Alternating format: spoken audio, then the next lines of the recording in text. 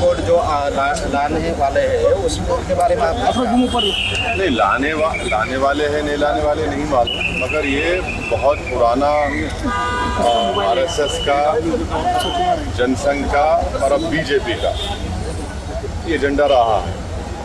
और वो भारत की जो प्लुरलिज्म है वो उसको शुरू से पसंद नहीं करते, वो भारत के कल्चर्स को मानते नहीं हैं।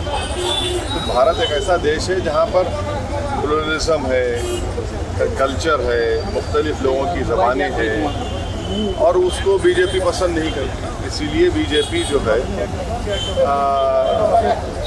यूनिफॉर्म सिविल कोड की बात करती है और भारत के संविधान में डायरेक्टिव प्रिंसिपल सिर्फ एक ही नहीं है। डायरेक्टिव प्रिंसिपल ये भी है कि शराब पे पाबंदी आयद कर दो। आप शराब पे पाबंदी आयद क्यों नहीं करते? डायरेक्टिव प्रिंसिपल में ये भी है कि जो भारत की दौलत है वो सब में बराबर, सबको बराबर मिले। मगर आज हम देखते हैं कि भारत की 60-70% दौलत जो है वो 10 से 20 लोगों के पास है। तो ये बहुत से डायरेक्टिव प्रिंसिपल्स हैं, ऐसे एक ही नहीं है। तो बीजेपी, जनसंघ, आरएसएस पे पुराना एजेंडा रहा है, वो भारत की इस खूबसूरती को, प्लुरलिज्म को नहीं मानता। इसीलिए भारत के प्रधानमंत्री ने जो अपने भाषण में मध्य प्रदेश में कहा वो बिल्कुल गलत है, झूठ है। वो कह रहे हैं कि एक घर में 2 कानून कैसे रहेंगे।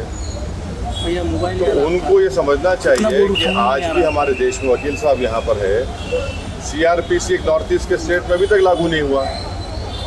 वो बोलते हैं 2 कानून। भैया फिर 2 कानून अगर है तो फिर हिंदू अनडिवाइडेड फैमिली में जो हमारे हिंदू भाई बहन को टैक्स रिबेट मिलता है वो दूसरे समुदाय के लोगों को नहीं मिलता। और हम फिर से कह रहे हैं कि अगर यूनिफॉर्म सिविल कोड की जो बात बीजेपी आरएसएस कर रही है, इसमें हमारे हिंदू भाई भी परेशान हो जाएंगे, क्योंकि Hindu marriage act, Hindu succession act, ये सब चला जाएगा। Hindu undivided family tax rebate चला जाएगा। और नॉर्थ ईस्ट के नागालैंड, मिजोरम को हमने कॉन्स्टिट्यूशनल गारंटीज दी है, तो उसके ताल्लुक से होम मिनिस्टर अमित शाह बोलते हैं कि हम नॉर्थ ईस्ट के ट्राइबल्स को नहीं लाएंगे। तो वो अमित शाह साहब ये भूल जा रहे हैं गुजरात के ट्राइबल्स का क्या होगा।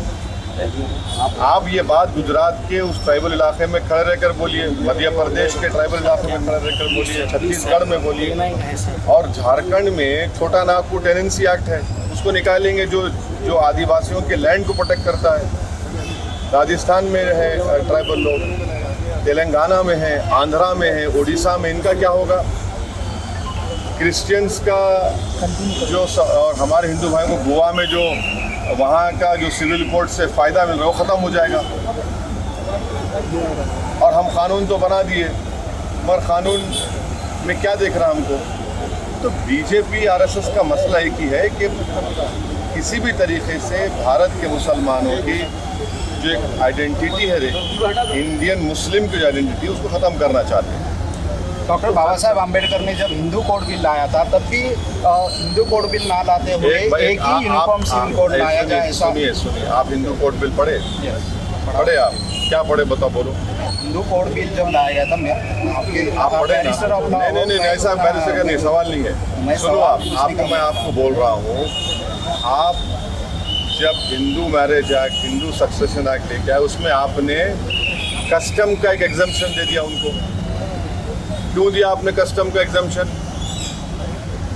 भाई अगर यहाँ नांदेड़ में कोई कस्टम है, मिसाल के तौर पे अगर कोई हमारे हिंदू भाई अडॉप्शन करना चाहते तो यहाँ पर कस्टम है कि शादीशुदा क्यों भी अडॉप्ट कर सकते हैं। वो कस्टम का सहूलत दे दिया आप। वही तो हम बता रहे हैं आपको, ये सब चला जाएगा। फिर यूनिफॉर्म जब आएगा तो ये सब नहीं रहेगा। ये तो इनको सोचना चाहिए। बीजेपी जो है मुसलमान को सामने दिखाकर ये पैगाम दे रही है। अच्छा, आप बताते हैं कि मुस्लिम महिलाओं को हम ताकतवर बनाएंगे। हम बीजेपी के लोगों से पूछना चाह रहे हैं, मिनिस्ट्री ऑफ एजुकेशन जो है अभी 2020 का डेटा है, अभी आया है, जिसमें कहा गया कि भारत के जितने हायर एजुकेशन हैं उसमें से 1,80,000 मुसलमान गायब हो गए हायर एजुकेशन से। क्यों गायब हुए भाई? आप बताइए ना। आपने स्कॉलरशिप को, प्री मैट्रिक स्कॉलरशिप को आपने रिस्ट्रिक्ट कर दिया, मौलाना आज़ाद फेलोशिप को आपने बंद कर दिया। आप महिलाओं की बात करते हैं, 15-16 साल में उत्तराखंड की आबादी के बराबर भारत की बच्चियां मिसिंग है, माने फीमेल इन्फेंटिसाइड हो गया। उसका कानून आपने बना दिया, कौन जिम्मेदार है उसका? और फिर बार बार बीजेपी के लोग बोलते कि नहीं वो देखो मुस्लिम कंट्रीज को देखो। अरे मुस्लिम कंट्रीज मोनार्की है, वो ये डेमोक्रेसी है।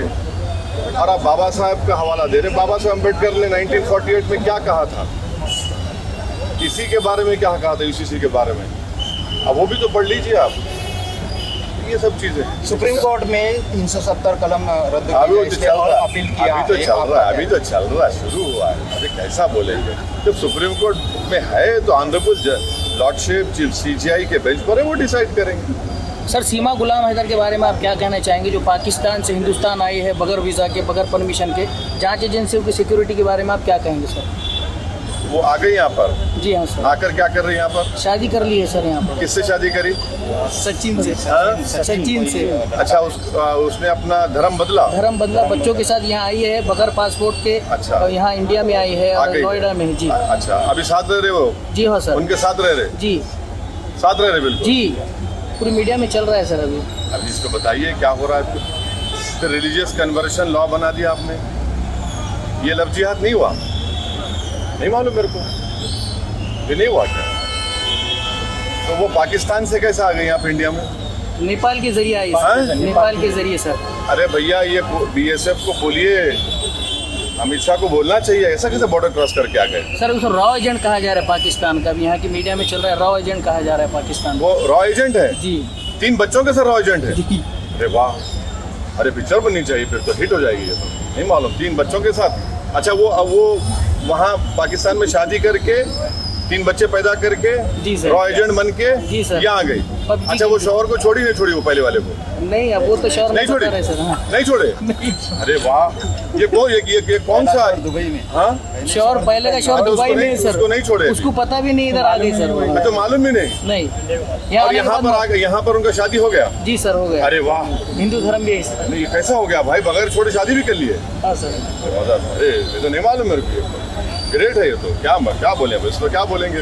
ये तो अब वकील साहब आप बोलो उसको, कानून आप ऐसे जानते हैं। आप काला कोट पहने उसे, मैं तो नहीं पहने, मेरे को नहीं मालूम। वो पाकिस्तान की है, शादीशुदा है, 3 बच्चे हैं, और आप बोल रहे रॉ की एजेंट है, अपने हस्बैंड को नहीं छोड़ी पहले, और नेपाल से एंटर हो गई, और किसी के साथ यहाँ पर शादी भी कर ली?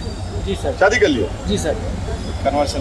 तो ये कौन सा कानून में शादी हुआ है कि हस्बैंड एक हैरते में शादी हो गई, फिर यूसीसी की बात बीजेपी करती? क्या बात है, देखिए बाप।